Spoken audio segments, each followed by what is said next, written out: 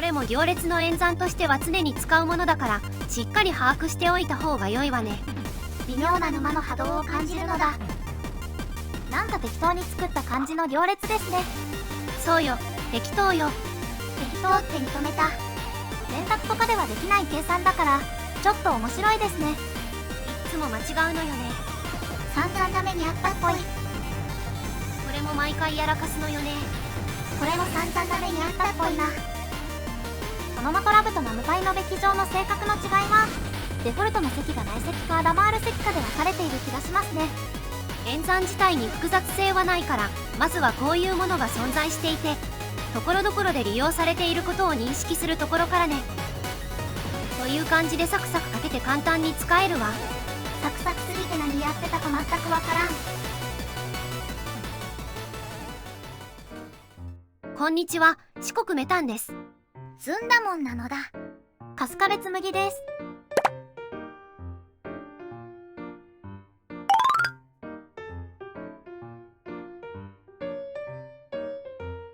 行列の存在意義、線形代数の基礎ってのをやったけど、具体的な計算とかは全然やっていないのだ。確かに理屈的なところはなんとなくわかりましたけど、具体的なことをやってもらえると知識として定着しそうなんですよね。そうね。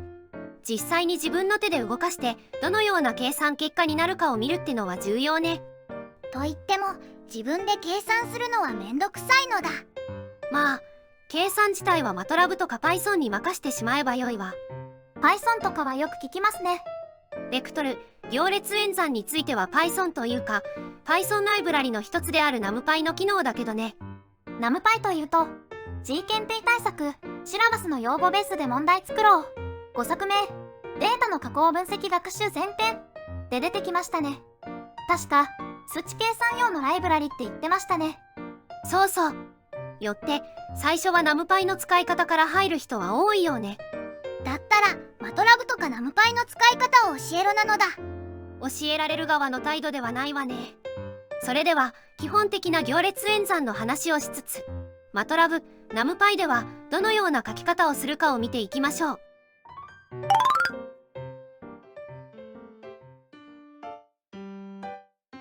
今回やることを列挙するわ。今回使用する行列、足し算、引き算、掛け算、内積、アダマール積、割り算、左序算、右序算、べき乗、転置、連立方程式を解いてみる。なんかむっちゃ初歩っぽいのだ。でもアダマール積、左序算、右序算、転置は聞き慣れない言葉ですね。どれも行列の演算としては常に使うものだから、しっかり把握しておいた方が良いわね。微妙な沼の波動を感じるのだ。今回使用する行列。まずは今回使用する行列よ。なんか特殊な行列なのかなのだ。普通の行列ね。この2つの行列を使うわ。なんか適当に作った感じの行列ですね。そうよ、適当よ。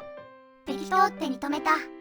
まあ毎回記載するのが面倒だから最初にこれを使うって宣言しただけね。この動画において行列 A、行列 B と言ったらこれらのこととするわ。まあ最初に決めておいてもらった方が混乱が少なくて済みそうですね。まずマトラブで行列 A、行列 B を定義するにはこういう書き方になるわ。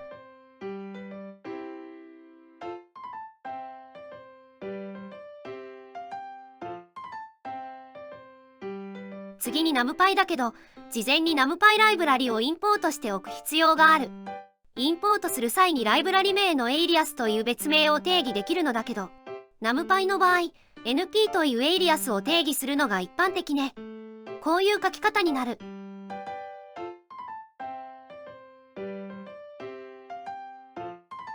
この as、NP ってところがエイリアスを定義しているところですね。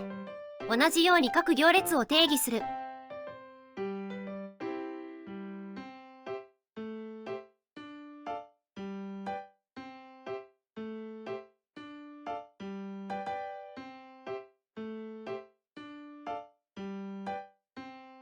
NP.array ってので定義するのだな。今後はこれらの行列が定義済みという前提で話を進めるわ。足し算、引き算。最初は足し算と引き算。これは難しくないし、悩むこともないと思うわ。A たす B はこんな感じになるのだ。そうすると引き算はこうですかね。正解よ。マトラブでこれらを計算する場合はこんな感じになる。そしてナムパイの方はこんな感じ。ちゃんと同じ結果が出たのだ。電卓とかではできない計算だからちょっと面白いですね。そうね。こういう感じで一気に計算できるというのがベクトル、行列の醍醐味ね。掛け算、内積、アダマール積。次は掛け算。内積とアダマール積があるわ。内積に関しては過去動画の行列の存在意義、線形代数の基礎の前編と後編で散々出てきたものですけど、アダマール積はよくわかりませんね。確か行列の要素ごとに掛け算するだけのやつなのだ。そうね。まずは内積の方から確認しましょう。このような計算になるわ。散々見てきたやつなのだ。マトラブで書くとこんな感じ。一撃ですね。ナムパイだとこんな感じ。こっちも一撃だけど、なんか演算子が違うのだ。ナムパイの場合はアットマークが内積で、一般的な積を表すアスタリスクがアダマール積よ。あと、こういう書き方もできるわね。過去動画の線形代数の基礎、前編で内積のことをドット積って呼ぶって言ってましたね。ナムパイはドットが内積を行う関数として定義されてるってことですね。次はアダマール積。先ほどズンダモンが言った通り、行列の要素ごとの掛け算をするものよ。アダマール積の演算子はあまり定まってなくて、だいたいこれらのどちらかになるわね。どっちかにしようなのだ。まあ文脈で読み解くしかないわね。利用シーンとしては行列をベクトル的に扱う場合がほとんどで、具体例としては画像の畳み込み演算が代表的ね。似て非なるものがあるから要注意ってことですね。そしてマトラブで書くとこんな感じ。ピリオドとアスタリスクをつなげた書き方になるのだな。そしてナムパイはこんな感じ。さっき言ってたようにこっちはアスタリスクだけなんですね。なんか紛らわしいのだ。日頃マトラブを使ってる人がナムパイを使うと大体間違うわね。計算結果が全然違うからそこで気づくんだけど、いっつも間違うのよね。散々な目にあったっぽい。割り算、左助算、右助算。次は割り算よ。過去動画の行列の存在意義で、行列の割り算は存在しなく、実際は略行列をかけるって言ってましたね。そうそう。だったら割り算は存在しないってことで終わりなのだ。さっさと次に行くのだ。一応マトラブ的には序算の記述方法があるのよね。それに逆行列をかけるという話も割り算のカテゴリーに含めてるから、まだ次には行かないわ。略行列が絡んでくるあたりからややこしいことになりそう。まず左助算。演算としては逆行列を左側に持ってくるパターンね。演算子としてはバックスラッシュを使うわ。日本語環境だと円マークになったりするけど、言ってることはわかるけど計算がめんどくさすぎなのだ。マトラブ、ナムパイを使えば一撃で解けるわ。マトラブの場合はこうね。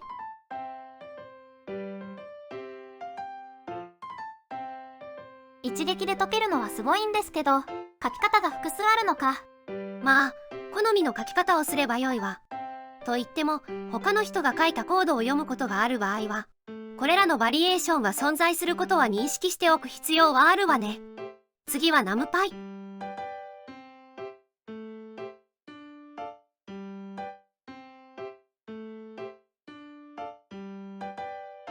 ナムパイは左助算という考え方がないので、左側に逆行列を置くしか方法がないわね。左助算はマトラブ特有な感じなんですかね。他の環境だとサイラブ、ジュリアもバックスラッシュを使用した左助算ができるわ。と言ってもこれら2つはマトラブの演算方法を踏襲した雰囲気があるからマトラブ特有と言ってもおかしくはないわね。次は右助算だけど左助算とは逆に右側に逆行列が来るパターンでマトラブで書くとこうなるわ。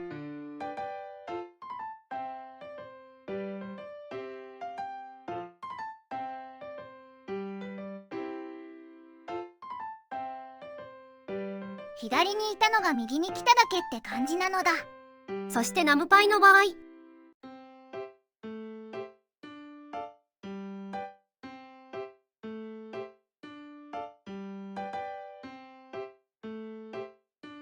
あれ、エイスラッシュ B みたいなのはないんですか？ナムパイでエイスラッシュ B をするとアダマール積のルールで割り算が行われて異なる結果になるわね。試しにやってみましょう。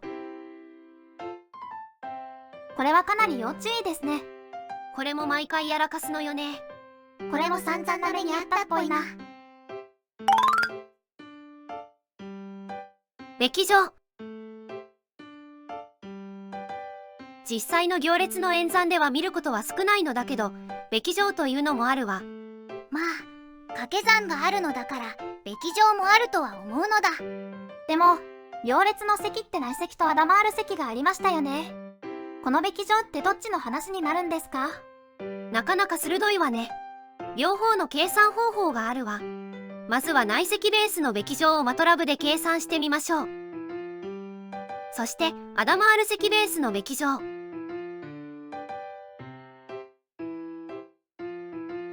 パワーという専用関数もあるみたいですけど、アダマール積ベースの方はピリオドがつくんですね。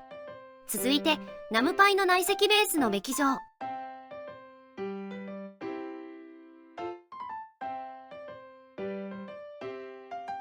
こっちは内積の方に専用関数がある感じなのだ。そしてアダマール積ベース。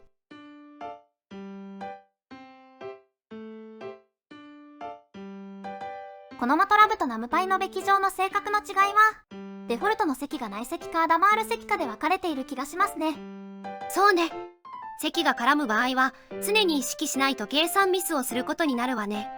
まあ散々したんだけどところどころで遠い目をしてる。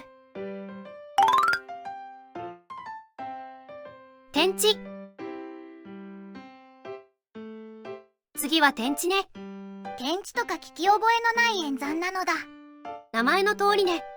転じて置き換わる。名前からもそのセリフからも何をするのか全くわからん。こんな計算になるわ。縦と横が入れ替わった？そうそう。これが点値よ。何のためにこんなことをするのだ？数学的理屈はあるようだけど基本的には計算都合で使われることは多いわね。行ベクトルを列ベクトルにするときに使用することが多いと思うわ。過去動画の線形代数の基礎前提で内積に特に理屈はなくて特性の方が重要って話がありましたけど、あれと似た感じですかね。まあそういう解釈でも OK ね。マトラブで記述するとこんな感じ。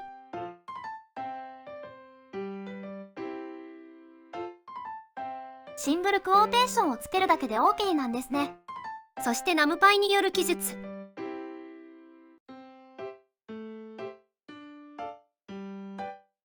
こっちはドット t をつけるだけなのだ。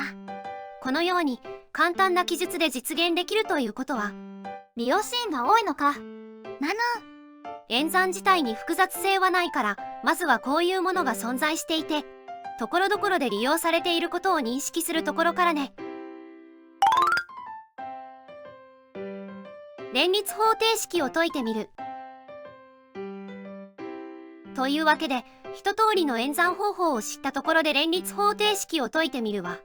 もしかして過去動画の行列の存在意義で出てきたやつをマトラブとナムパイでやるってことですか？めんどくさそうなのだ。まあさっと書けちゃうからとりあえず見てるだけで OK よ。だったら OK なのだ。実演することを許可するのだ。相変わらず態度が大きい。まず扱う連立方程式はこれね。さっきの過去動画で扱った式と一緒ですね。これをマトラブで解いてみる。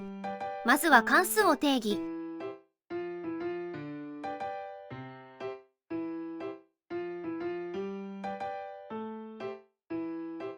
これは無名関数という定義の仕方ね。局所的かつシンプルな関数を定義するのに便利な手法。次は-1から10を100分割した等差数列を生成する。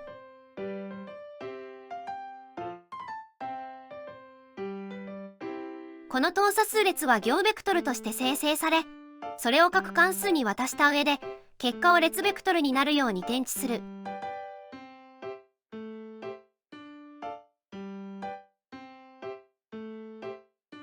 グラフ表示するために表示内容のホールド指示をする。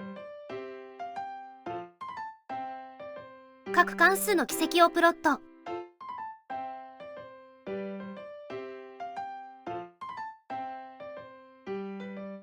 連立方程式を解いて P として記憶。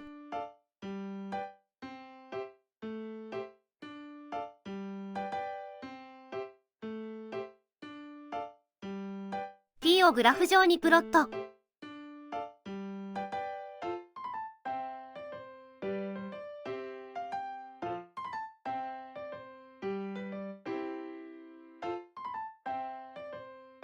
ちゃんと交点が求まったのだ。次は NumPy。プロットするためにマトプロットリブライブラリ内の PyPlot というパッケージを呼び出しておく。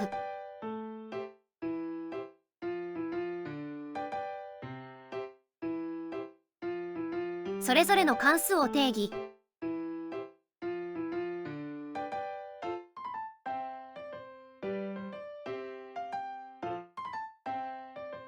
-1から10の等差数列を定義しつつ、リシェイプで列ベクトルにしておく。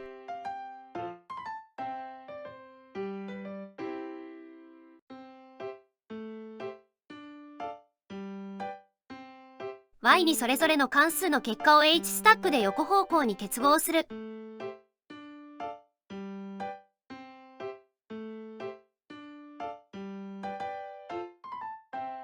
関数の軌跡をプロット。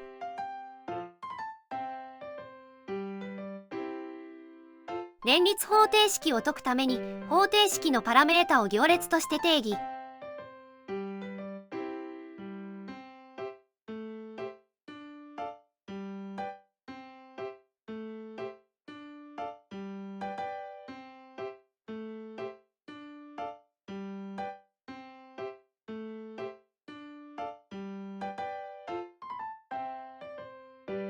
逆行列を利用して連立方程式を解く。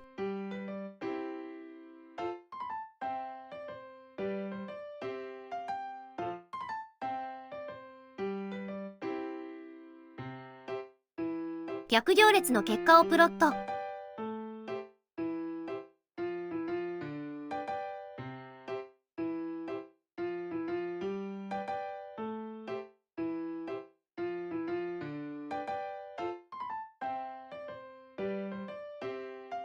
こっちもちゃんと解けてますね。という感じでサクサク書けて簡単に使えるわ。サクサクすぎて何やってたか全くわからん。まとめ。というわけで今回は行列の演算方法を隠しと、それを実現するためのマトラブと NumPy の記述方法をやったわ。便利そうってのは分かったけど、何やってるのかわからんかったのだ。まあ何度か練習すれば良いんじゃないかしら。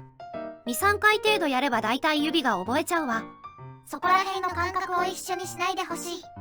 とりあえずは今回やったことを復習ですね。そうね。写経をする必要はないけど、いろいろ日頃から触っておくことは重要よ。